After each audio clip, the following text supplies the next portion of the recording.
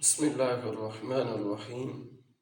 جیسا کہ آپ کو معلوم ہے، تیمم کے حوالہ سے ہماری گفتگو جو ہے وہ چل رہی ہے۔ پچھلی ویڈیو میں تیمم کے حوالہ سے چند مسائل سیکھے، آج بقیہ چند جو ہیں ان کے اوپر ہماری گفتگو ہوگی۔ اللہ رب العزت ہم سب کو قرآن و حدیث کا اور مسائل کا فہم نصیب فرمائے۔ آئیے اپنی گفتگو کی طرف چلتے ہیں۔ آج کا جو سب سے پہلا مسئلہ ہے، اگر چاہے کہ زمزم شریف سے وضو نہ کرے اور تیمم جائز ہو جائے تو اس کا طریقہ یہ ہے کہ کسی ایسے شخص کو جس پر بھروسہ ہو کہ پھر دے گا وہ پانی ہبہ کر دے اور اس کا کچھ بدلہ ٹھہرائے تو اب تیمم جائز ہو جائے گا۔ اب کیا ہو جائے گا؟ تیمم جائز ہو جائے گا۔ پچھلی ویڈیو کے اندر آپ آخری مسئلے کو سنیں نا تو پھر آپ کو اس مسئلے کی سمجھ آئے گی۔ تو آپ نے پچھلی ویڈیو کا آخری مسئلہ سن کے اس کے میں جو آخری مسئلہ بیان ہوا پھر آپ اس کو سمجھیں گے تو آپ لوگوں کو اس مسئلے کی سمجھ آ جائے گی۔ اگلا مسئلہ سماعت فرمائیں۔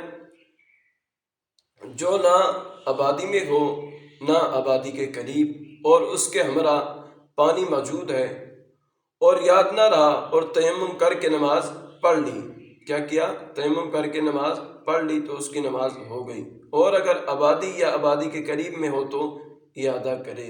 آبادی یا آبادی کے قریب میں ہو تو کیا کرے؟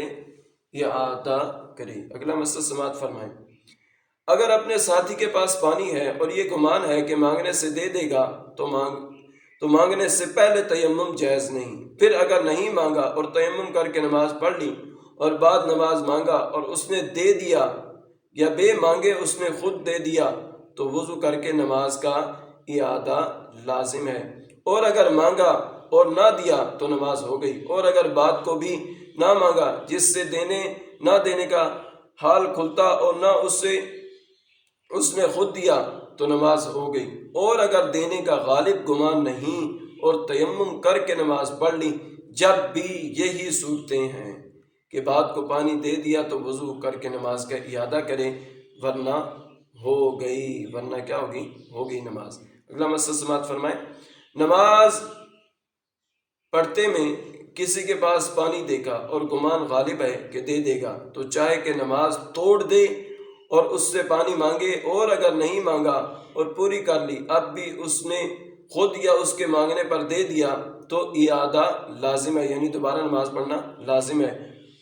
اور نہ دے تو ہو گئی۔ اور اگر دینے کا گمان نہ تھا اور نماز کے بعد اس نے خود دے دیا یا مانگنے سے دیا، جب بھی اعادہ کرے۔ اور اگر اس نے نہ خود دیا نہ اس نے مانگا کہ حال معلوم ہوتا تو نماز ہو گئی۔ اور اگر نماز پڑھتے میں اس نے خود کہا کہ پانی لو وضو کر لو اور وہ کہنے والا مسلمان ہے تو نماز جاتی رہی، توڑ دینا فرض ہے۔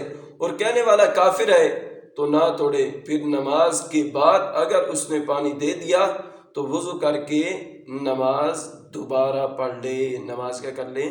دوبارہ پڑھ لے۔ اگلا مسئلہ سماعت فرمائیں۔ اور اگر یہ گمان ہے کہ میل کے اندر تو پانی نہیں مگر 1 میل سے کچھ زیادہ فاصلے پر مل جائے گا تو مستحب ہے کہ نماز کے آخر وقت مستحب تک تاخیر کرے، یعنی نماز کو متاخر کرتا جائے، تاخیر کرتا جائے، مستحب وقت تک جو ہے نا تاخیر کریں، یعنی عصر و مغرب و عشاء میں اتنی دیر نہ کرے کہ وقت کراہت آ جائے۔ اگر تاخیر نہ کی اور تیمم کر کے پڑھ لی تو نماز ہو گئی۔ اتنی سردی ہو کہ نہانے سے مر جانے یا بیمار ہونے کا قوی اندیشہ ہو اور لحاف وغیرہ کوئی ایسی چیز اس کے پاس نہیں جس سے نہانے کے بعد اڑے اور سردی کے ضرر سے بچے، نہ آ گئے جس سے تاپ سکے تو تیمم جائز ہے۔ تو کیا ہے؟ تیمم جائز ہے۔ دشمن کا خوف کہ اگر اس نے دیکھ لیا تو مار ڈالے گا یا مال چھین لے گا، یا اس غریب ندار کا قرض خواہ ہے کہ اسے قید کر لے گا۔ کیا کر لے گا؟ اسے قید کر دے گا، یا اس طرف سانپ ہے وہ کاٹ کھائے گا، یا شیر ہے کہ پھاڑ کھائے گا، یا کوئی بدکار شخص ہے اور یہ عورت یا مرد ہے جس کو اپنی بے ابروئی کا گمان صحیح ہے تو تیمم جائز ہے۔ تو کیا ہے تیمم؟ ان صورتوں میں کیا ہے؟ تیمم جائز ہے۔ اگلا مسئلہ سماعت فرمائیں، اگر ایسا دشمن ہے کہ ویسے اس سے کچھ نہ بولے گا مگر کہتا ہے کہ وضو کے لیے پانی لوگے تو مار ڈالوں گا یا قید کر دوں گا، تو اس صورت میں حکم یہ ہے کہ تیمم کر کے نماز پڑھ لے، پھر جب موقع ملے تو وضو کر کے اعادہ کر لے، اعادہ یعنی دوبارہ نماز پڑھ لے۔ اگلا مسئلہ سماعت فرمائیں، قیدی کو قید خانے والے وضو نہ کرنے دیں تو تیمم کر کے پڑھ لے اور اعادہ کرے، اور اگر وہ دشمن یا قید خانے والے نماز بھی نہ پڑھنے دیں تو اشارے سے پڑھے، پھر اعادہ کریں۔ پھر کیا کریں؟ اعادہ کریں۔